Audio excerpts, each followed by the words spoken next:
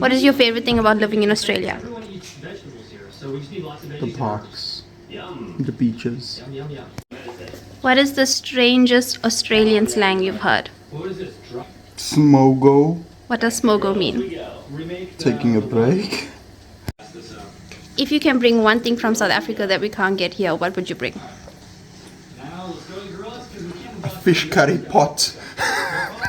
Has anybody ever struggled to understand your accent? Yes, Do people know where you're from, or do they have to ask you? they usually know Based on? my accent. How did you feel the first time you heard someone say mate? I wasn't sure if I was supposed to say it back. What's the funniest cultural mistake you've made? In Australia, Yeah.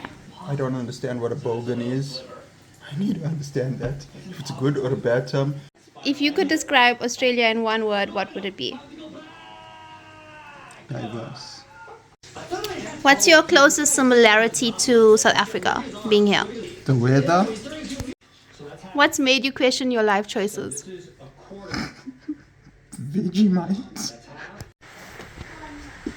How does it feel to have a celebrity wife? 59 subscribers. Feels great. How has immigration changed you as a person? As a man, I realized that I'm capable. The skill or the level of knowledge and skill that I thought I had in South Africa, I thought was limited. It's actually not. I was actually advanced. And coming abroad, immigrating, I realized that I've actually got talent.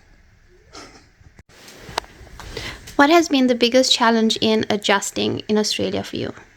Just adjusting to money, how the working environment is. What's the working environment like for a man? Is that a follow-up question? Yeah. You said you have only 5 left. Okay. That's Yeah, it's only- 5.A, 5.B, No. 5.1. So what's the working environment like for a man? Well, I can't speak for everywhere, but where I work, it's a nice place, but where in WA you're very limited on what you can get and do, and for some reason it just takes a long time to get things done if you're ordering things, especially if you're ordering parts. You have to wait for over East. Yes, everything is over east. There's nothing wrong with WA. WA is perfect, but that's what's nice about it. Everybody's far away from us. Next question is, what's the one thing that you miss about South Africa, like home, and how do you cope with that? I miss our house and our yard and the freedom we had in our yard, the boykies, the braais, our dogs. I miss a lot. How do I cope with it? Is you just get on with it and you do what you have to do. So yeah, we early stages. We're still working on it. We're renting. We don't have our own home. And it's nice to have the freedom of having your own home. So right now we don't. And just get up and you make each day count and work towards your dreams and remind yourself why you're here. What's something very special that you miss about South Africa? I miss my granny. I miss my sister. How do you cope with not seeing them? I don't know. Just keep myself busy. Just carry on with what I'm doing. Keep on chatting with them whenever I get a chance. And yeah. How has the move impacted our marriage? I think it's made us more mature as a couple, more goal-driven, and it's been hard, but it's tested us so that I think we know we're gonna be together forever, because I think we've seen each other at the worst. And we're still with each other. Any advice to other immigrant families who are making the move as a family? Like the wife and the husband, what would your advice to them be? Don't do it. Turn back. Go back where you No, came from. this is not No, true. it's not for you. Just leave. You can't say that. Seriously, what would your advice to them be? I would say before coming, just y'all got to be 100% aligned with the move, especially if you have young kids, because one of you will be sacrificing a lot, whichever one. And in our marriage, who was the one? It was me. I had to sacrifice so much dealing with my wife. Yes, one of y'all will have to do a lot of sacrificing if your kids are small, because the cost of Living. kids' care for young kids' daycare is extremely expensive. So somebody's going to have to make a sacrifice. So if you are coming together, make sure y'all are aligned and y'all have done y'all's research, and you know what y'all are getting into in terms of this, because being so far away from home can test your mental health. But if you guys are aligned and you'll stick together and have a plan and work as a team for an outcome that you both are aligned in, then it'll work.